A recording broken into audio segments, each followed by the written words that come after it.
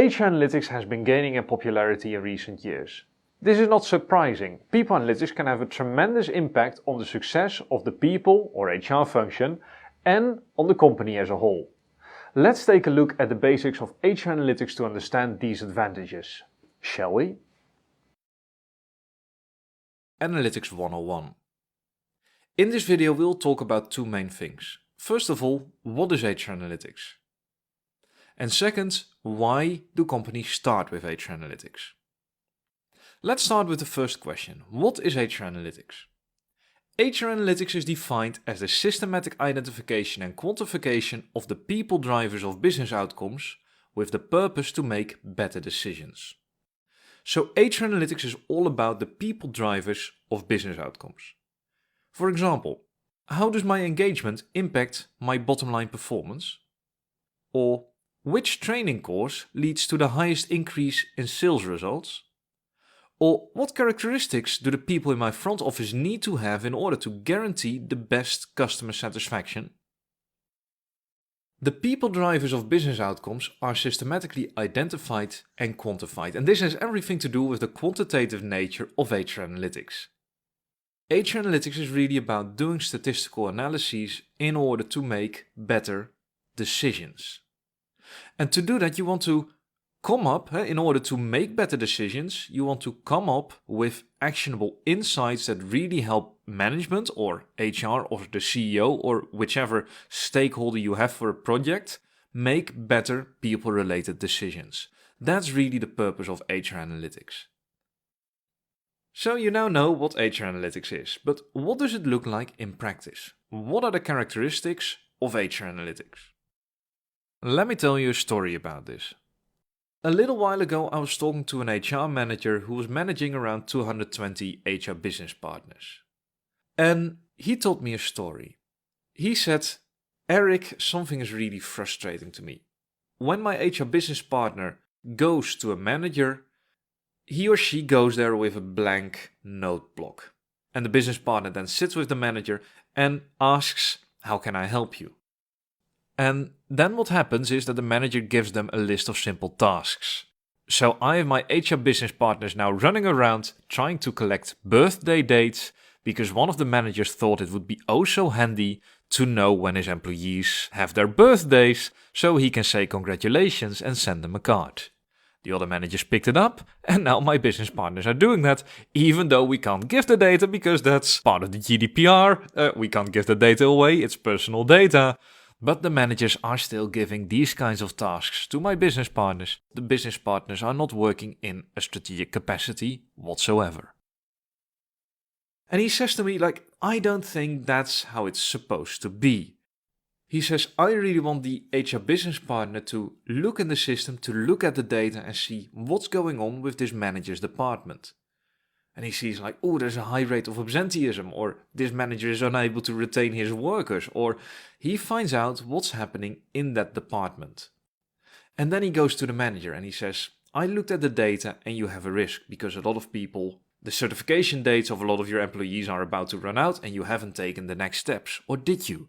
And with that kind of knowledge, the HR business partner is much more strategic and the HR business partner can really help the manager instead of being an assistant to the manager. He says, I really don't want them to be an assistant to the manager. I want them to be a real business partner who understands the business and who knows what's going on in the business.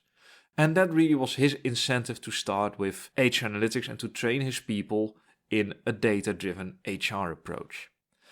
And in my opinion, what he told me really describes the trend you see in HR. HR is becoming more strategic by becoming more data-driven. So when we look at HR analytics, there are four main characteristics. First, HR analytics focuses on HR and on external data.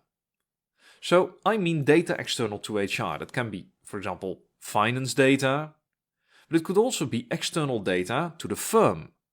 For example, labor market statistics, etc. And HR analytics uses that data to create new insights. The second characteristic of HR analytics is that it links HR decisions to business outcomes and organizational performance.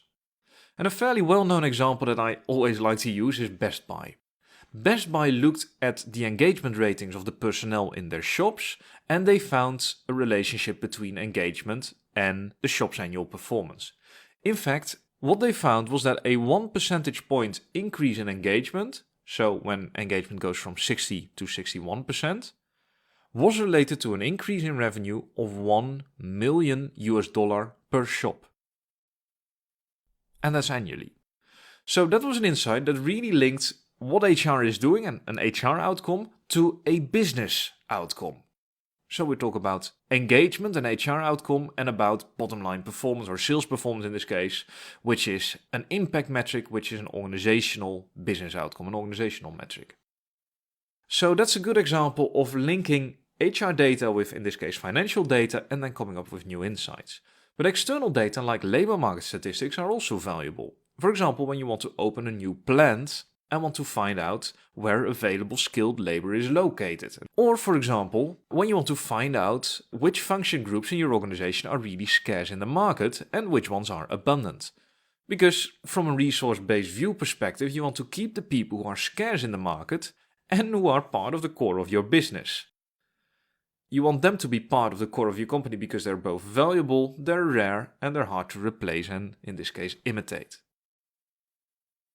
So the third characteristic of HR Analytics is it supports people-related decisions. HR Analytics is a means. It's a way of analyzing data towards a certain goal, towards supporting people-related decisions.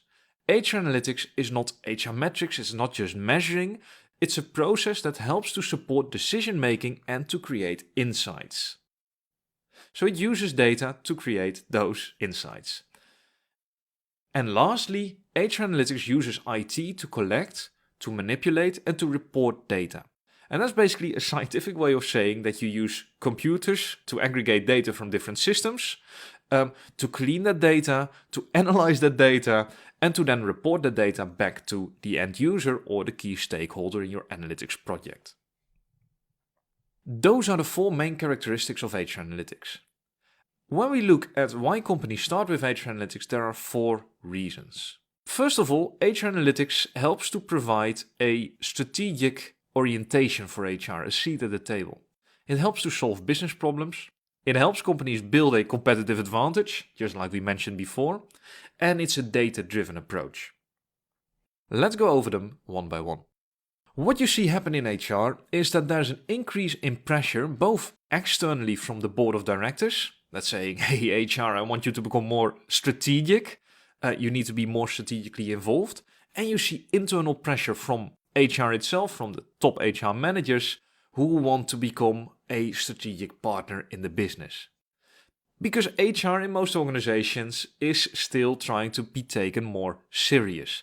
It wants to have a seat at the table, it wants to get more influence, and it wants to move from an operational and maybe tactical role to a more strategic role. HR Analytics wants to move from being an administrative function towards a function that makes business impact. And that's also the trend we're seeing. A lot of HR business partners are partially getting automated. Self-service HR is increasing more and more. The administrative function of HR is disappearing, so HR needs to become more tactical and more strategic. This is one of the main reasons why HR sees internal and external pressure to move towards a data-driven HR Analytics approach. Now, the second perspective is that HR Analytics helps to solve business problems. And I see this a lot in the US and also in India, because they focus very often, the first project they do is turnover analytics. They have high turnover percentages of 20, sometimes 25% in certain groups within the company are not rare, and they try to solve that using turnover analytics. And that can be quite effective, as we'll see later in this lesson. So by looking at data and by analyzing the data, you can solve the business problem that's most urgent for the company. Turnover analytics, for those who don't know it yet, is a way of analyzing flight risk, as some call it, or turnover risk, churn risk of employees. So for example, if you do your analysis, you can say Bill has an 80% chance of leaving the company within the next year. And with that knowledge, you can sit down with Bill and say, hey, do you still like your job? And what can we do to make your job better and to make you feel better in the organization? Alternatively, there are also ways to retain Bill. For example, if Bill says, I like the organization, but this job is just not doing it for me, you can also replace him internally. And Credit Suisse did this quite well. They actually had an article in the Wall Street Journal that describes this quite well about 5 or 6 years ago already. They found that lowering employee turnover with only 1 percentage point, so from 20% to 19%, for example, the cost involved in replacing candidates would drop with $100 million. That's a huge impact on the business, and by analyzing on the one hand the flight risk of employees and on the other hand what factors are driving employees to quit, you can add real value to the company and you can make a real business impact and save a lot of costs that are being made but that are really unneeded. It's a way of solving business problems. The third perspective, the third reason why companies start with HR analytics is in order to survive as a company, you want to build a competitive advantage. It's based on the resource-based view. I think that's one of the reasons why you see HR analytics really taking off, for example, in the banking sector. I just mentioned Credit Suisse. They were able to create a competitive advantage because they were able to predict who was at risk of leaving the company. And they could effectively replace these employees to other positions within the organization. Internal promotions got much more important and they were able to retain their top performers. Not in the same function, maybe in a different function, but those top performers kept performing at a very, very high level. That's a way of building a competitive advantage because your top talent isn't leaving, but it's moving around in the company or moving up in your company instead. On top of that, you can actually make sure that you deal with the factors that cause people to leave. You can reduce those factors or fully eliminate them, and people as a result will stay longer. Another reason why companies start with HR analytics is that a large part of all the company's expenses go to employees. On average, it's around 70 to 80%. As a company, and especially as a service firm, you want to know how you can spend that money in the best possible way. And this is where HR data, combined with financial data, becomes very, very relevant. In other words, real analytics help to align HR practices with business strategy. And through this, they help to build a competitive advantage. And I just mentioned turnover. Let me ask you a question. What causes turnover? There are a few factors that come to mind. For example, younger employees are more restless and more likely to leave compared to older employees. Women in their 30s who just got married have a higher risk of leaving compared to people who are in the same job for 20 years already. Those kinds of variations in the data help you to identify why people leave. There are also other factors like travel distance or the number of business flights. And for travel distance, you're not going to look at the number of kilometers or the number of miles. You're going to look at the number of minutes that someone spends commuting. A longer commute involves stress and other inconveniences, and that's often a reason why people are more likely to leave and find a job closer to home. And the good thing is that these are things that you can actually solve. You can let people work remotely from home. You can work with more video conferences instead of face-to-face meetings that require international flights, etc.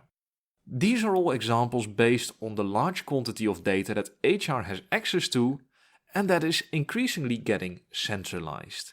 And when I say that the data is becoming more centralized, I mean that data from separate systems is moving into data warehouses that every function in the organization has access to. Almost every company I know that's starting with HR analytics is also simultaneously working on a data integration process like I just mentioned. And that's of course not something that stands alone.